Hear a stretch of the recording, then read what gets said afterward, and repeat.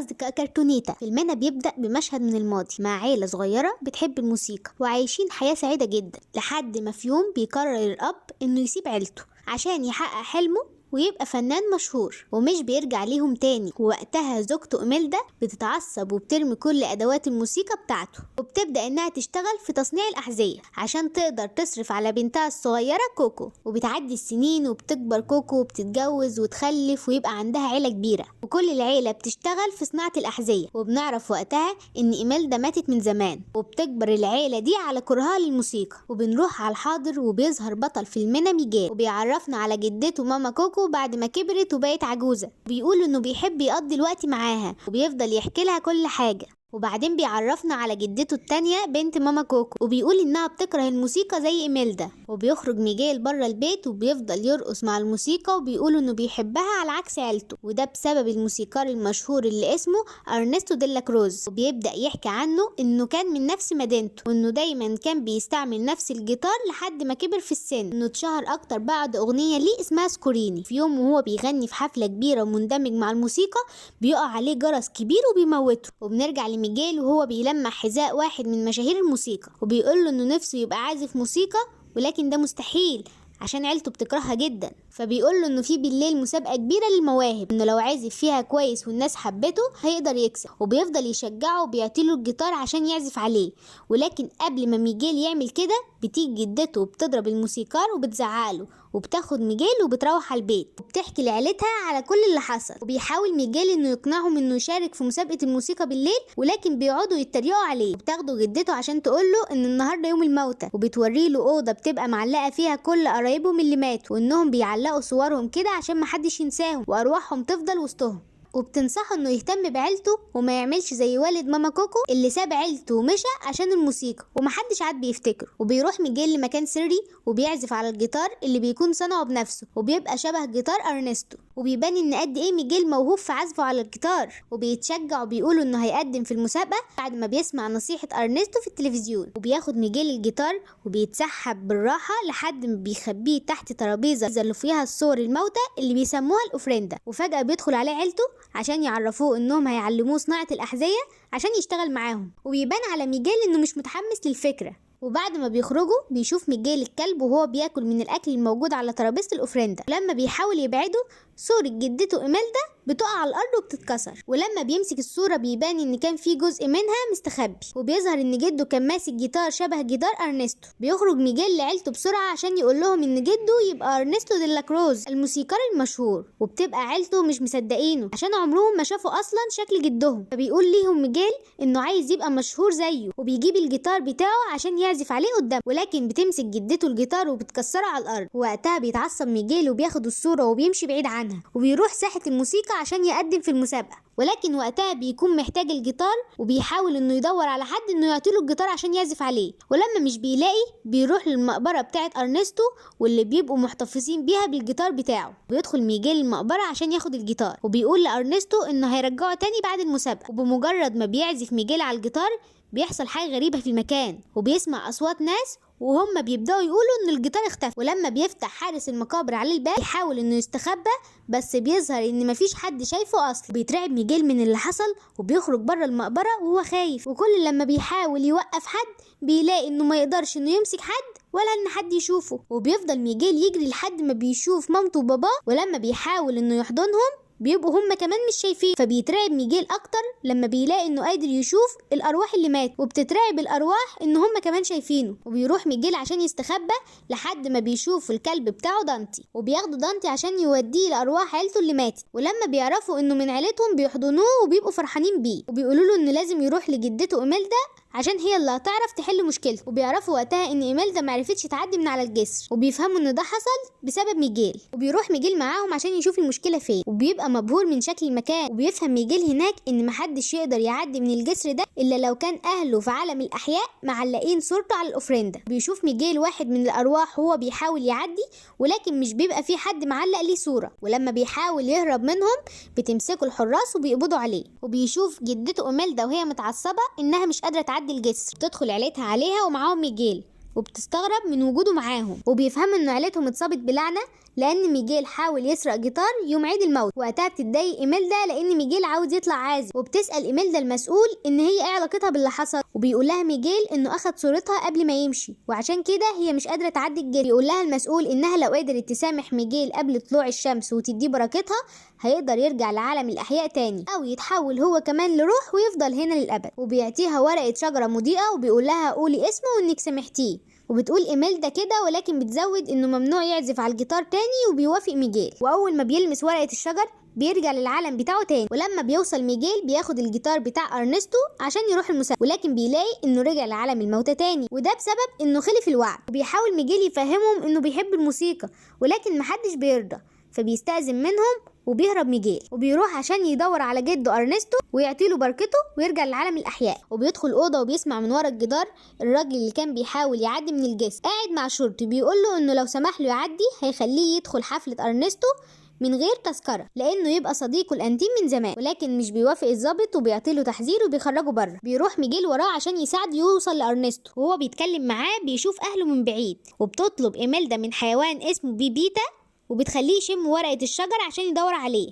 وبيروح ميجيل مع الروح اللي اسمها هيكتور وبيخليه يرسم على وشه عشان محدش يتعرف عليه. وبيتفق معاه هيكتور ان لما يرجع ميجيل لعالم الاحياء يعلق صورته عشان حد يفتكره، ووقتها هيقدر يعدي من الجسر. ولكن بيقوله انه لازم يعمل كده النهارده ويحاول يدور على اي حد تاني من عيلته غير ارنست لان من الصعب انه يوصل له النهارده. فبيكذب عليه ميجيل وبيقوله انه ما يعرفش حد من عيلته غير ارنستو، وبيسيبه ويمشي عشان يدور عليه لوحده. وبيروح يلحقه هيكتور وبيروحوا مكان البروفا اللي بيتدرب فيها ارنستو، وهناك بيقابلوا فريدا مصممة ازياء ارنستو وبتسأله عن رأيه في اخر عروض ارنستو. وبيعطي ليها ميجيل شوية نصايح تعملها في البروفا وبتعجب فريدا. وبيسألها ميجيل عن مكان ارنستو فبتقوله انه مشغول في تنظيم الحفلة بتاعته في البرج. وبيدخل عليهم ناس وهم بيتريقوا على هيكتور، فبيستغل هيكتور الفرصة وبيسألهم ازاي يوصلوا ارنستو. فبيقولوا انه في مسابقة موسيقى في المدينة النهاردة واللي هينجح فيها هيغني مع ارنستو، وبيكون عاوز جيتار عشان يعرف يشارك في المسابقة. وبنشوف ان اهل ميجيل وصلوا للمكان اللي كان فيه وبيتتبعوا اثار رجليه. وبياخد هيكتور ميجيل وبيروح لواحد صاحبه وبيكون قاعد في مكان اللي الارواح فيه بتتنسى، وبيفضل هيكتور قاعد يترجاه انه ياخد الجيتار بتاعه ويرجعه تاني، ولكن بيرفض عشان هيكتور اخد منه حاجات كتير وما رجعهاش لحد دلوقتي. وفجأة بيحصل لصاحبه حاجة غريبة كأنه بيختفى، وبيفهم ان ده بيحصل مع الوقت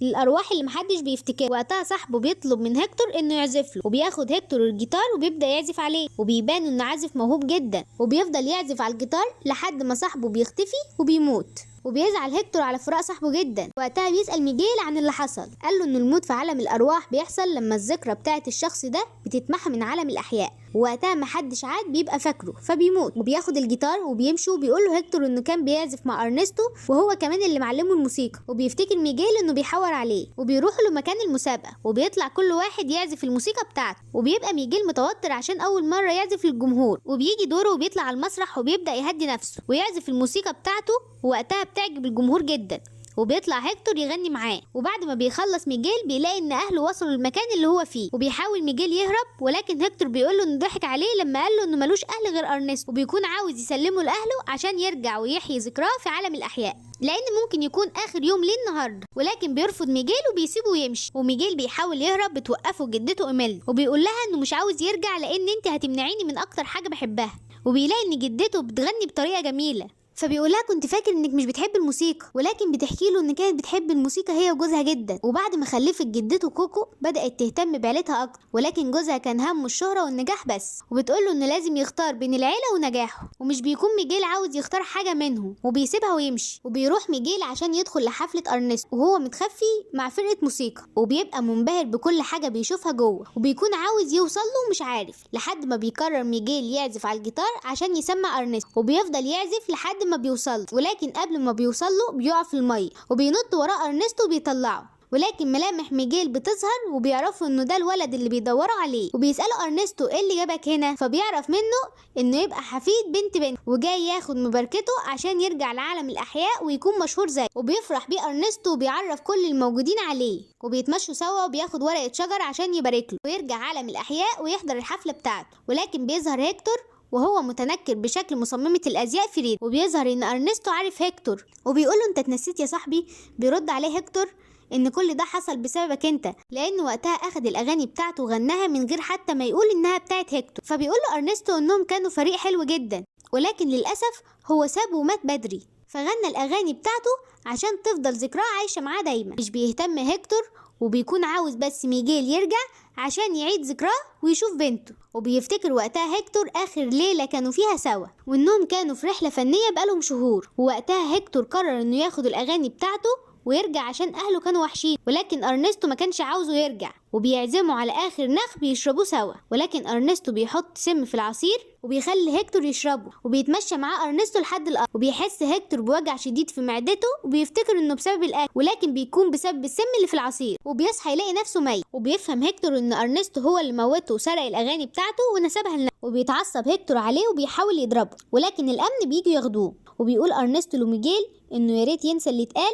عشان سمعته تهمه، ويا ريت ما يكونش صدقه بجد. وبيحس ارنستو ان ميجيل مصدق كلام هيكتور، فبيطلب من الامن ياخدوه هو كمان. وبيقابل هيكتور ميجيل، وبيكون ميجيل خايف انه ما يرجعش لاهله وينسوه. وبيبان على هيكتور انه بدا يتلاشى، وبيقول له ان كده بنته بدات تنساه، وانه كان عاوز يعدي الجسر بس عشانها، وانه كان عاوز يفهمها انه عاوز يرجع لها وانه بيحبها. وفي اخر كلامه بيذكر اسم كوكو، وبيطلع ميجيل صورة جدته إيميلدا وبيعطيها لهيكتور. وبيفهم ميجيل ان هيكتور يبقى جده اللي بيدور عليه، وان ميجيل يبقى حفيد، وان بمجرد ما جدته كوكو تموت هيكتور هيختفي، لان هي اخر حد كان فاكره. وبيبدأ هيكتور يغني لبنته اغنية سكوريني اللي في الاصل كان كاتبها ليها هي مش للجمهور، بس ارنستو سرقها وسرق الجيتار بتاعه. وبيبان من فوق الحيوان المرشد بتاع إيميلدا، وبتيجي عشان تنقذه، وبتكون متعصبة منه. وبيبدأ ميجيل انه يفهم إيميلدا الحقيقة، وانه كان نفسه يرجع لها بس ارنستو قتله. وبيكون هيكتور خلاص جسمه بدأ يتلاشى عشان بنته هتنساه. وبتوافق إيميلدا انها تساعد ميجيل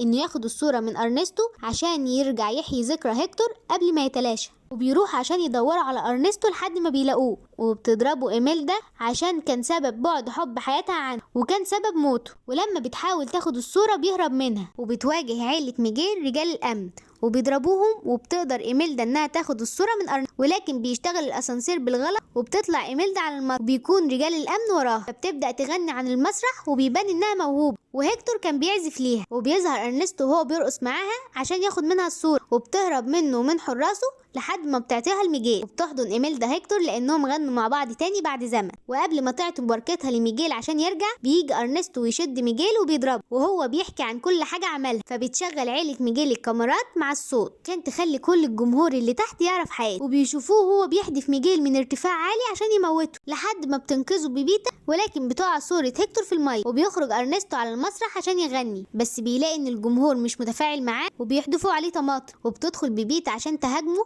لحد ما بتوقع عليه الجرس ويموت. وبنشوف إيميلدا وهي بتعيط عشان هيكتور بدأ انه يختفي خلاص، فبيعطوا لميجيل مباركتهم من غير اي شروط. وبيرجع ميجيل للعالم بتاعه، وبيروح لجدته كوكو وبيحاول يخليها تفتكر باباها، ولكن بيفشل. فبيجرب انه يعزف ليها على الجيتار اغنية سكرين اللي باباها كان دايما بيغنيها لها. وبتبدأ جدته كوكو تتجاوب معاه وتغني معاه الأغنية، وبتطلع كل ذكرياتها مع باباها والرسائل اللي كان بيبعتها له. وبتقول له ان باباها كان بيغني ليها الاغنيه دي دايما، وبتكون محتفظه بصوره باباها اللي كانت مقطوعه. فبيفرح ميجيل وبيجمع الصوره. وبعد فتره بيعرف الناس حقيقه ارنستو، وانه كان قاتل وحرامي، وده بسبب القصايد اللي كان هيكتور بيبعتها لبنت كوكو. وبعد مرور سنه بيجي عيد الموتى، وبياخد ميجيل اخته الصغيره عشان يوري لها صوره عيلته اللي مات، اللي بيبقى من ضمنهم صوره جدته كوكو. وفي عالم الارواح بنشوف ان هيكتور عرف يعدي من وهناك بيتجمع مع بنته ومراته. وبيحتفل ميجيل بعيد الموتى مع عيلته العايشين والميتين، وبيغني ميجيل وهو فرحان جدا، وبيكون حقق حلم وفهم وقتها